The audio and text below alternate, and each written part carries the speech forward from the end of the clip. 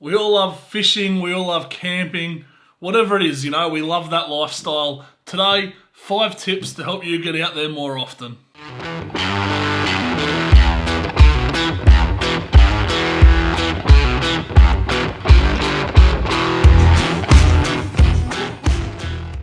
Righto guys, tip number 1 is to make it a priority. Obviously we're all busy, we all have families, we all have lives, we're all, run off our feet. I am anyway. But you need to make it a priority and you need to be able to push other things aside and just say, look, this is important for me, my lifestyle's just as busy as, whatever I've got on at work. This weekend I'm doing this, and if the weather's crap, I'm going to do this. Tip number 2, guys, is to have a system. So this one's super important.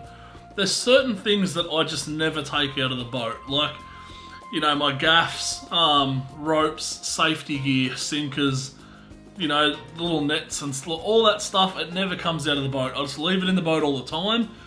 In my shed, I've got essentially just a plastic tub full of all bits and pieces for fishing.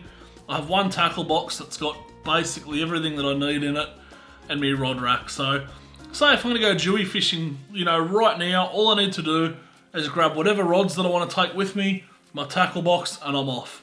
Everything else essentially is in the boat ready to go, which is absolutely awesome. If it's going to take you 3 hours to pack or unpack your boat, you're not going to go.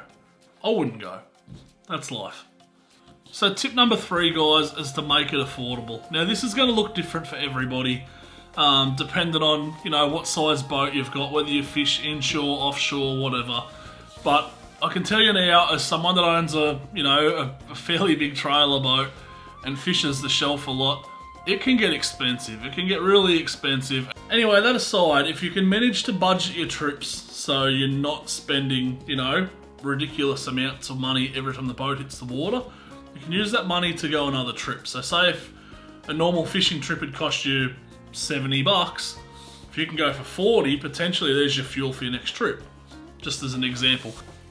So tip number 4 is your spots. You need to have multiple spots. You want to have options so you can just, spare of the moment, pick up and go. But you just need to have a few different plans. You can't expect your crew or all your mates to be available every single trip, obviously. So, and you can't expect the weather to be perfect either, in all fairness. So you just need to have a couple of different spots in mind so you have different options. So you're not always waiting for a sunny day with no wind or for all of your mates to be off work.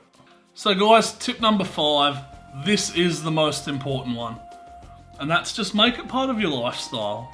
Have a lifestyle where, your weekends are fishing or camping or adventures or whatever it might be. Having that kind of lifestyle, just being on the water and being a part of this is just incredible. It's absolutely the best. And honestly, the best way to spend more time on the water is to just set your life up so, that's who you are and that's what you're known for. Your lifestyle is, I work, but I'm a fisherman, I'm an adventureman, I'm an explorer, whatever it is. Thanks heaps for watching today's video, guys. Really appreciate it.